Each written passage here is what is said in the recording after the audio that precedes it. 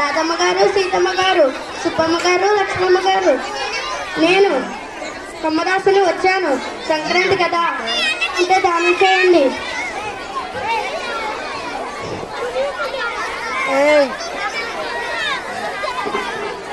కాసుల పేరు పెట్టుకున్న అక్క,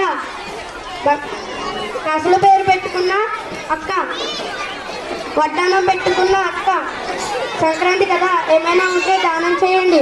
లేకపోతే అదిగో ఆ చిట్టుపైకి నుంచి దూకేస్తా, పప్పుదాకులో పడిపోతా, పొయ్యిలో దూకేస్తా.